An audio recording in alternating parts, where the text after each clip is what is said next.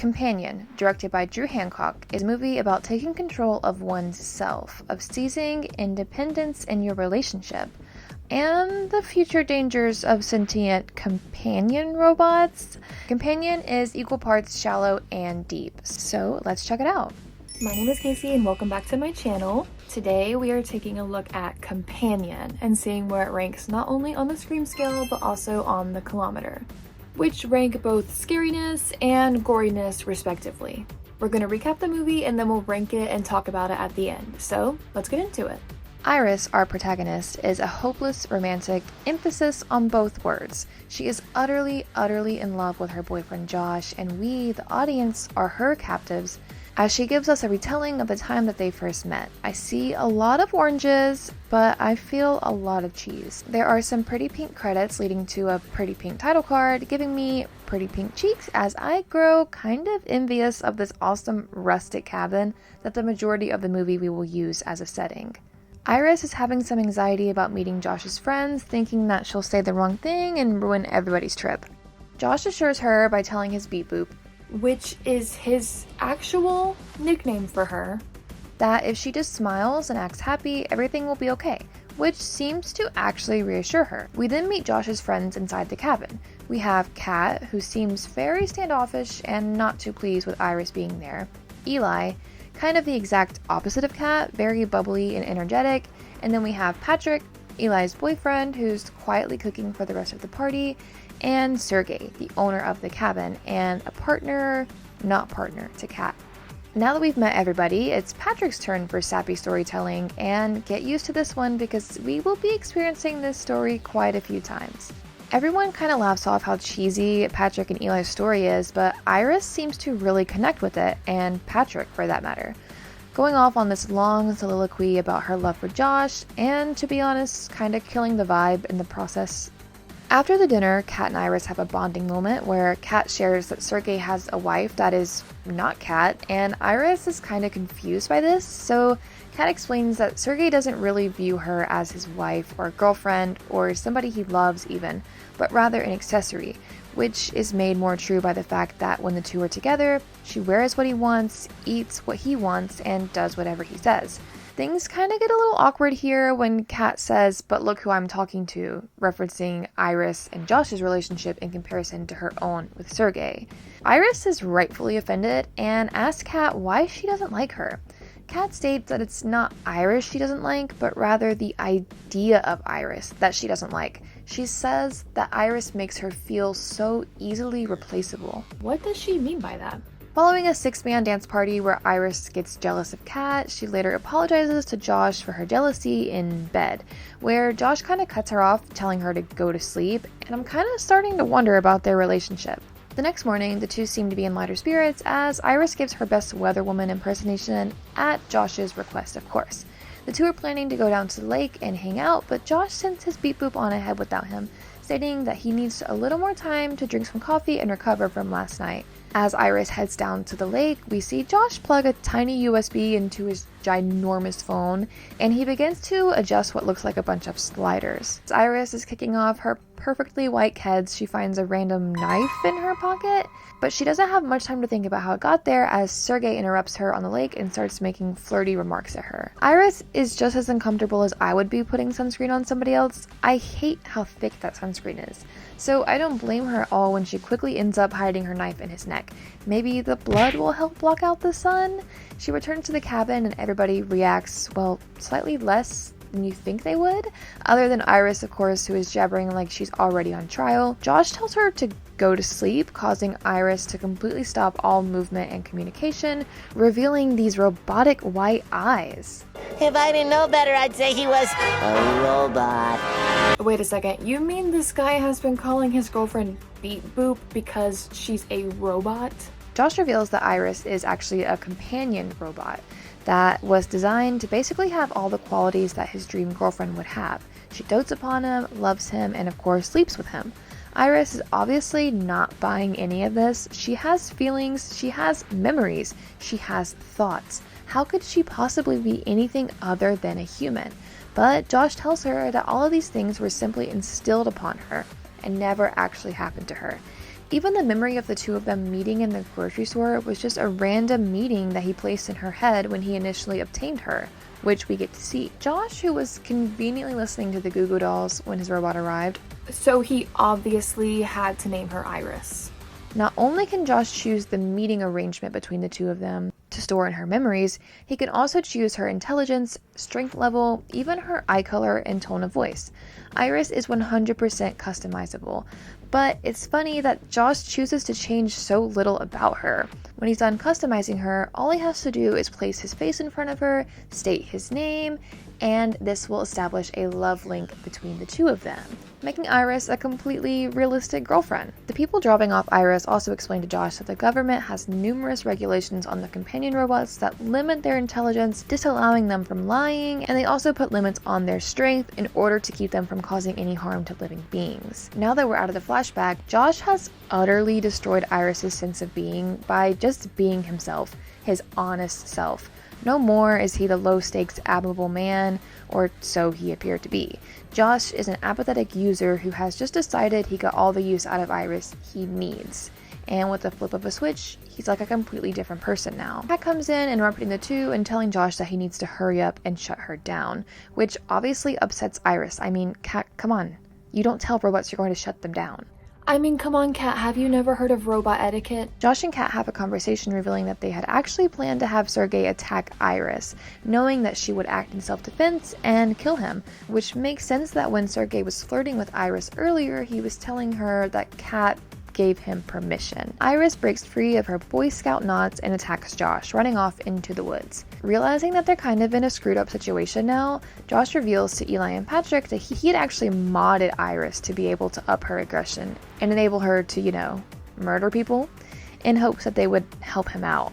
Eli and Patrick are totally not interested in helping them out at all until Kat and Josh reveal the tons of money Sergei has stashed in his lake house, which was the reason they killed him in the first place. And suddenly, that there's money involved, they're on board. Josh tells them that they'll split the money 3 ways. Wait, 3 ways. What about Patrick? Wait a second, is it because he's a robot? Because I'm kind of starting to get the feeling that he's a robot. Patrick, go to sleep.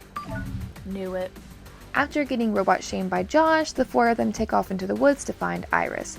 Iris is having fun customizing herself in the woods with Josh's phone, and to be honest, I kind of like the red eyes on her. She could go all Terminator bot on them, but she sticks to blue and also ups her intelligence to 100% in the process. I find it very interesting that Josh had her at 40% intelligence.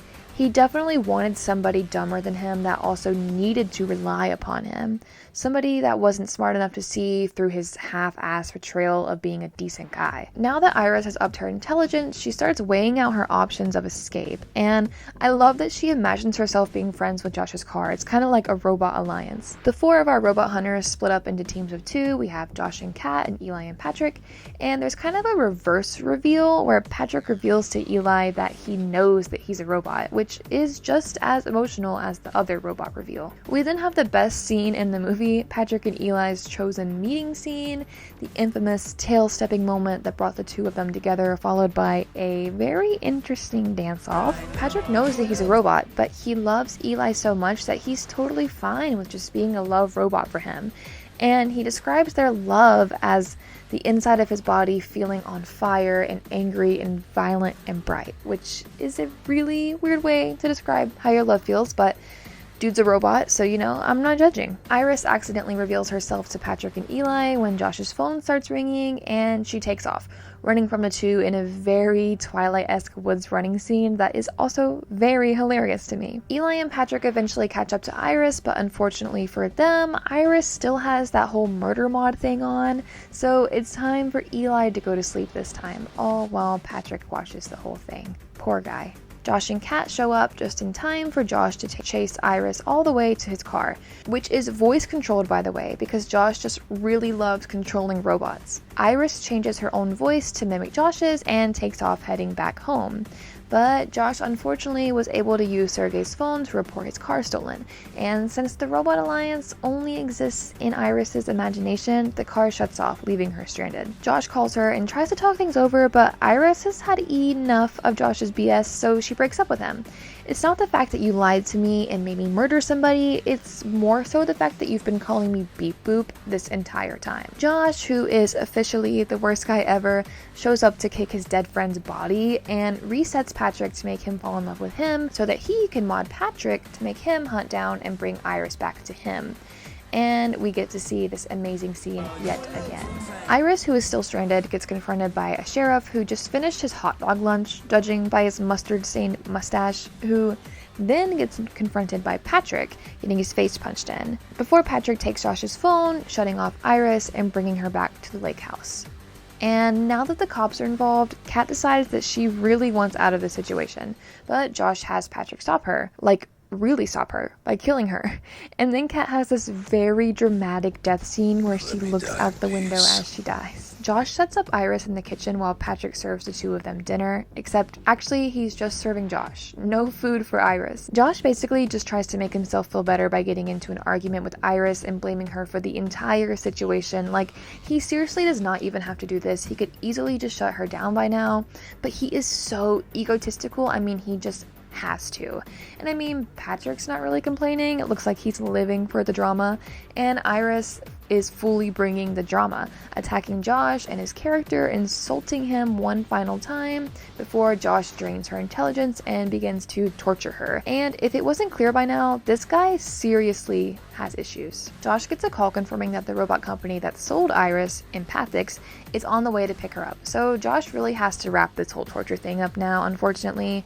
He makes Patrick give Iris a gun and forces her to shoot herself in the head just before Empathix shows up. Josh tells the guy some elaborate lie about Iris going on a jealous rampage and killing everybody, but it's pretty obvious these guys are not buying it.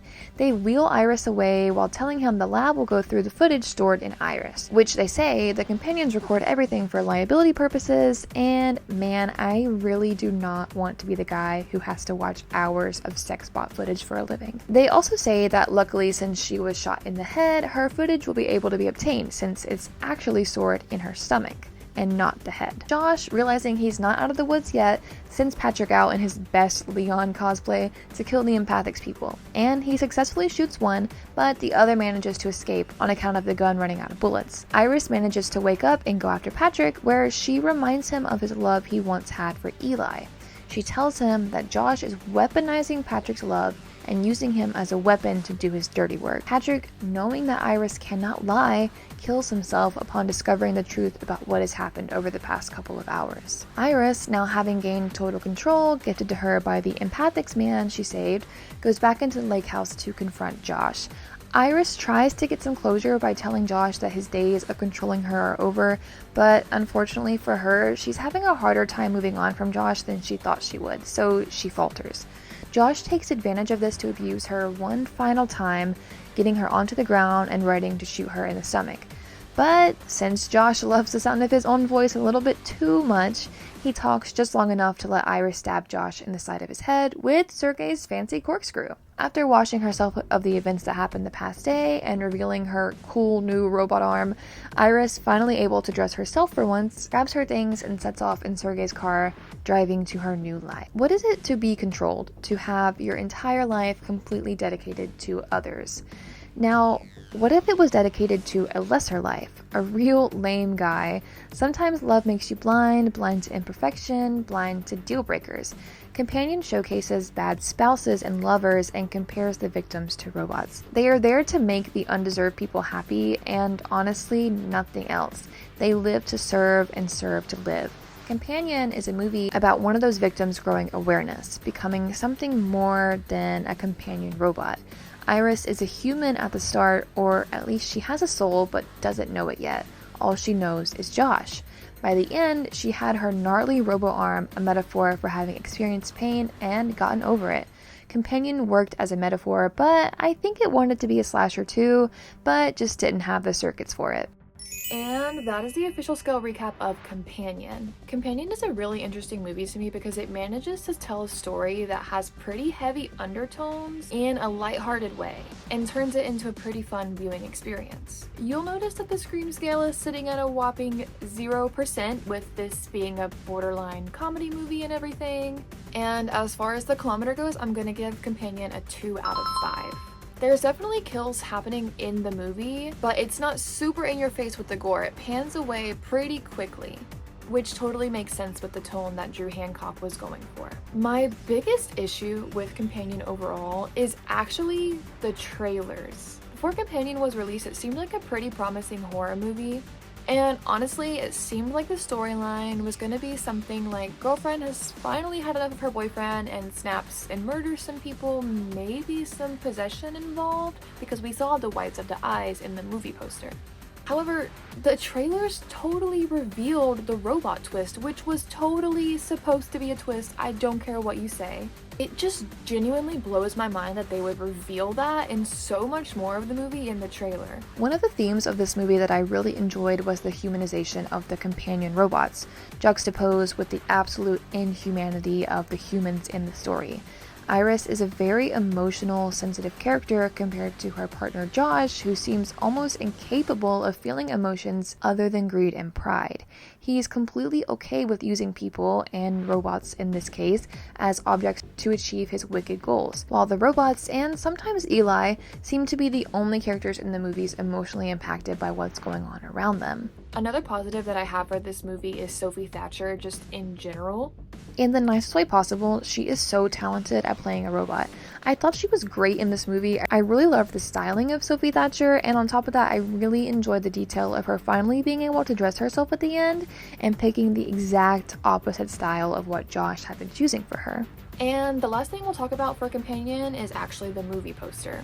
The movie poster to me is really great. I love Iris being the focal point in the center and Josh kind of whispering probably some evil conniving bullshit in her ear behind her. I think having the whites of the eyes being shown was a good choice because it kind of brings intrigue to what the movie might be about, and all the pink going on in the poster really ties into the movies with the pink credits and all the pink that we see in Iris's outfits as well.